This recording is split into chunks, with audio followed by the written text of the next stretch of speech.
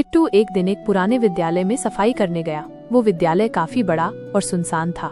हर कोने में धूल जमी हुई थी और फर्नीचर टूटा हुआ था। किट्टू को लगा जैसे कोई इस विद्यालय में बहुत समय से नहीं आया हो।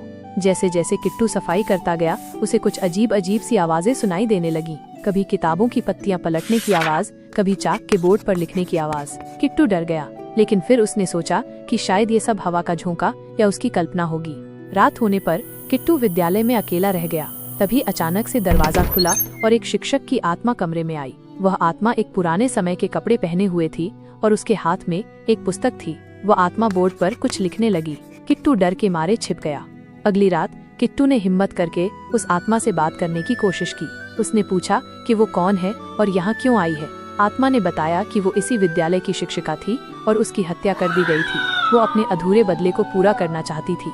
किट्टू ने आत्मा की कहानी सुनकर दया खाया। उसने आत्मा को समझाया कि बदला लेने से कुछ नहीं होगा, उसे शांति से रहना चाहिए। आत्मा ने किट्टू की बातों पर ध्यान दिया और धीरे धीरे शांत होने लगी।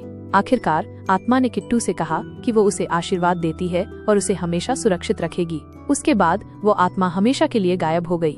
किट्टू ने राहत की सांस ली और विद्यालय से बाहर निकल गया। क्या तुम सोच सकते हो कि किट्टू ने आत्मा को शांत करने के लिए क्या किया होगा? इस कहानी के बारे में तुम्हारे क्या विचार हैं? मुझे बताओ, मैं तुम्हारी बात सुनना चाहता हूँ।